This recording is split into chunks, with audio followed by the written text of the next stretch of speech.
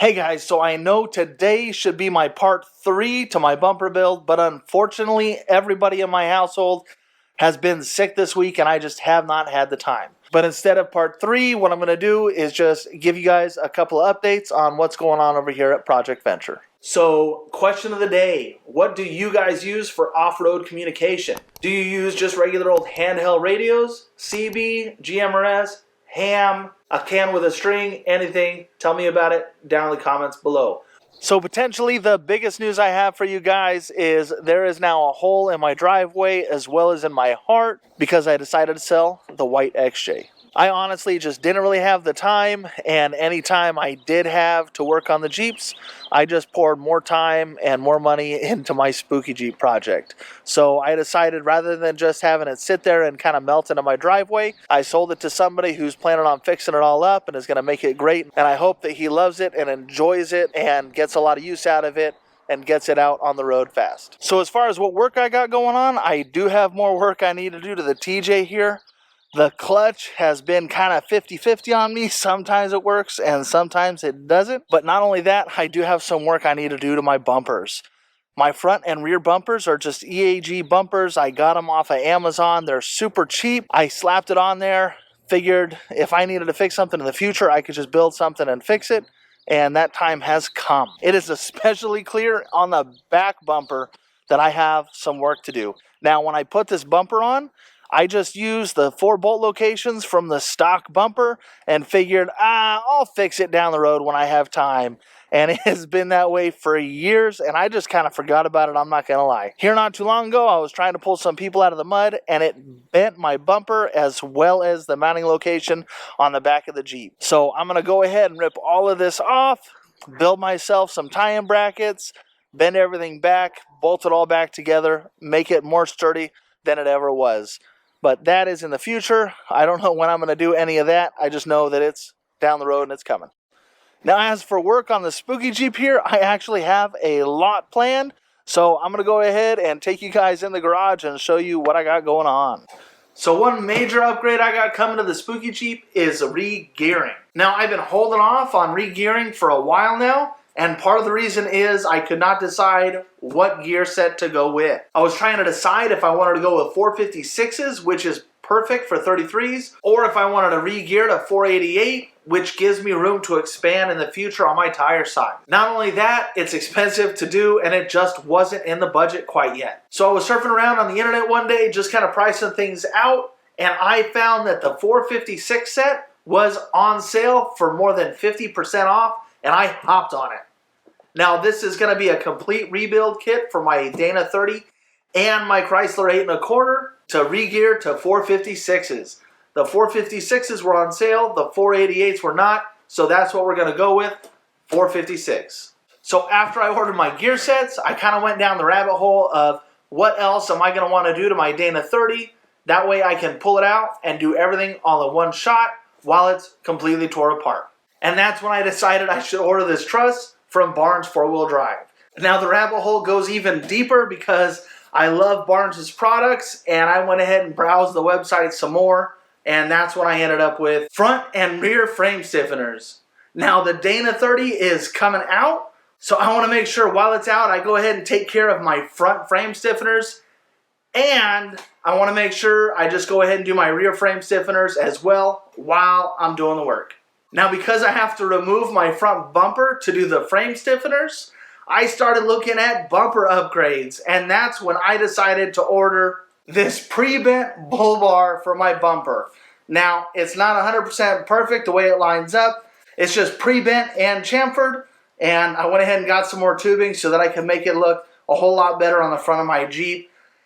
And it actually is going to serve a purpose because I do have a plethora of lights that I do want to mount to this Jeep. Now, while I was putting together a nice large order from Barnes,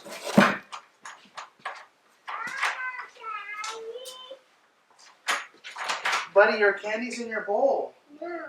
You don't want that candy? No. You don't like it? You want?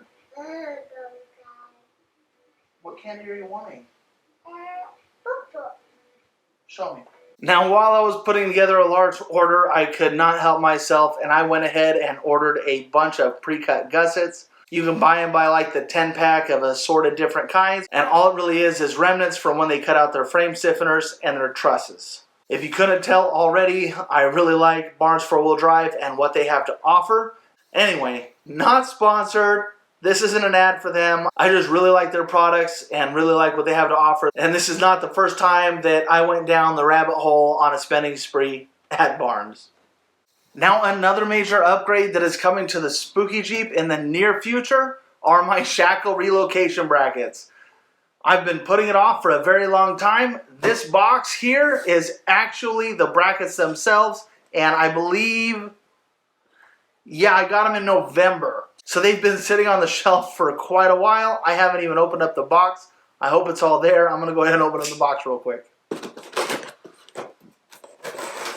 Remember, when cutting, towards your buddy, not your body. Look at that.